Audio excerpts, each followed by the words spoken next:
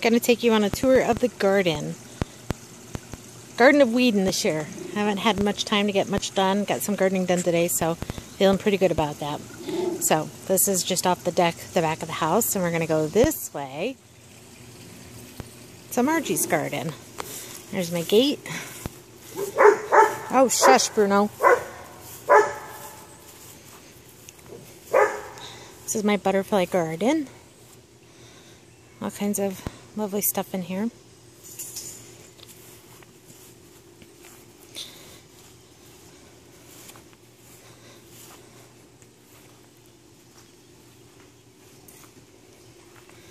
My potting shed. Currently there's a squirrel in residence inside. Everything's open, so I'm trying to get rid of him. They've made a mess out of the birdseed in my shed.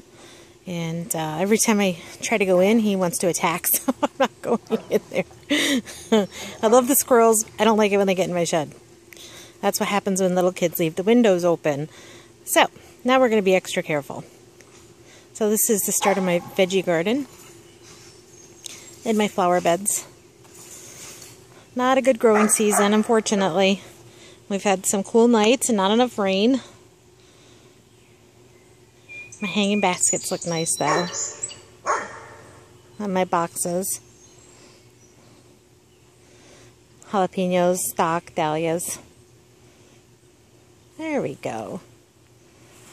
My peppers look terrible this year. Very depressing.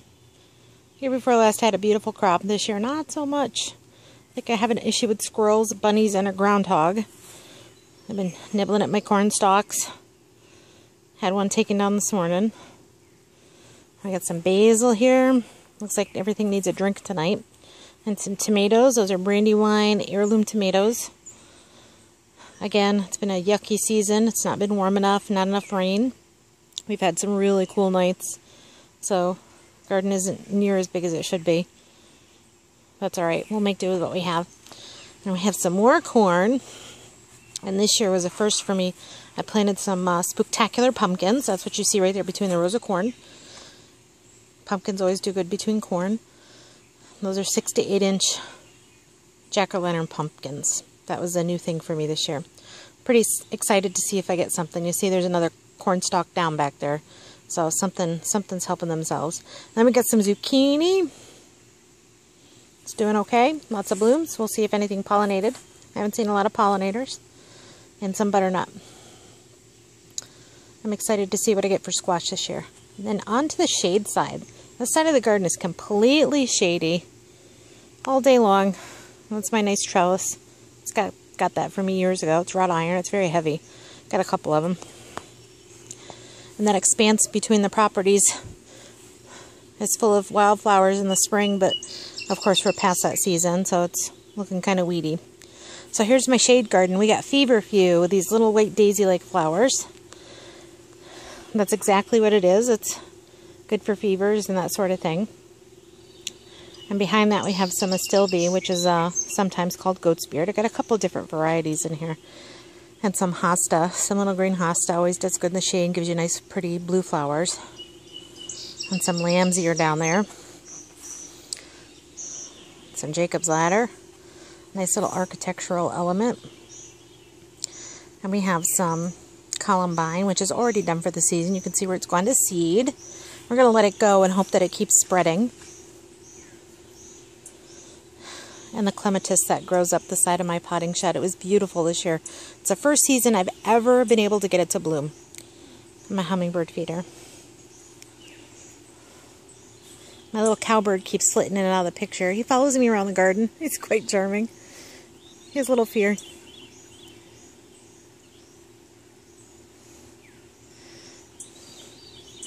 And then we're back to the front.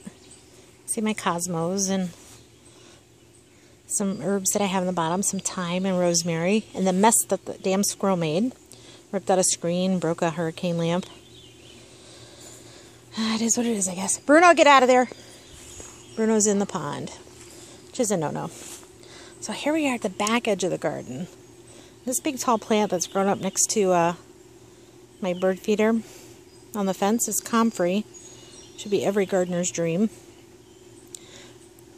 Phenomenal in your compost heap. phenomenal to just soak in water and gets all stinky, but use it to feed your plants. It's completely natural. It's high in nitrogen. It's also really, really, really good for bruises and abrasions and skin breaks. In the olden days, they used to call it bone set.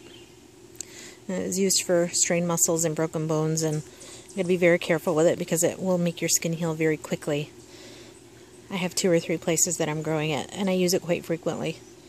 And then we got down here, oh yeah, there's the cucumbers growing up my little homemade trellis. Hopefully we'll get cucumbers this year. Such a strange season. And we got celery. See the celery growing right there. It's a first for me. Looks like it's doing pretty good. Takes a lot of water. Hopefully it's not bitter.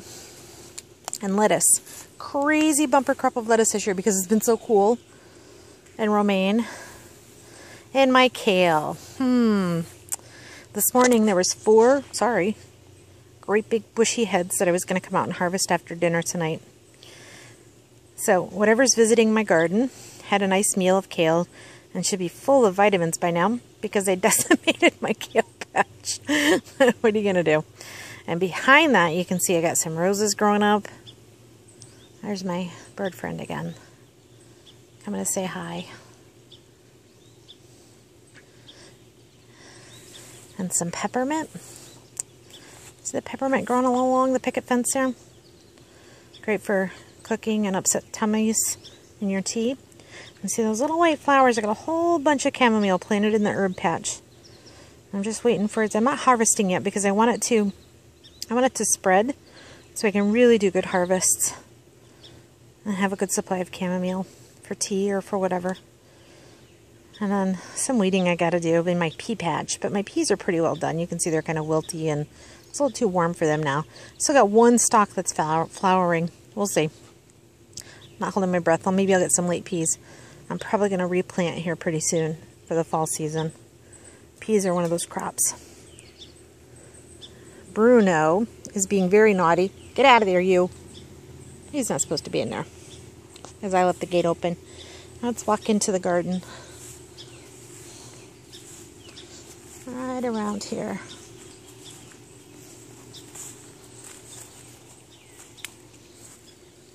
This is comfrey. It's a little invasive, so if you want some, tell me.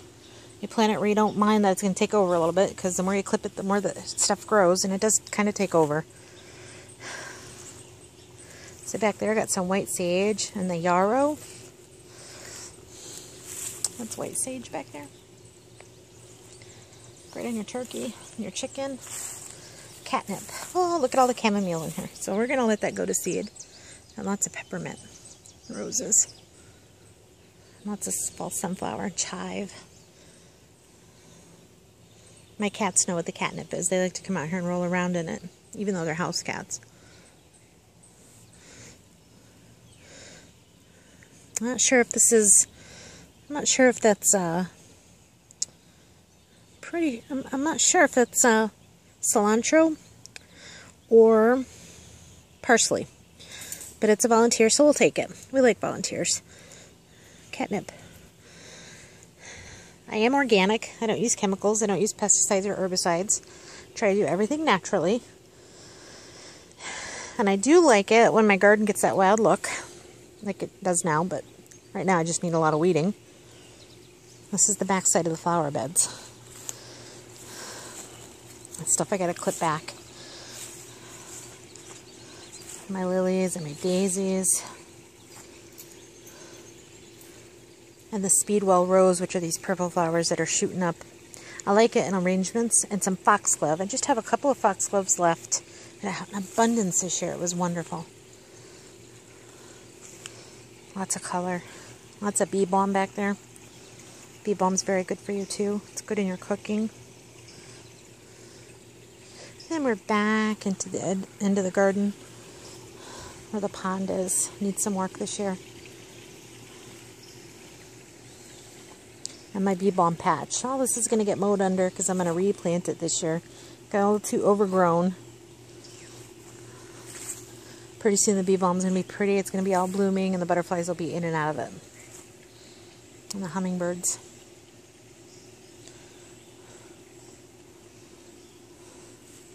And we're back to Margie's potting shed.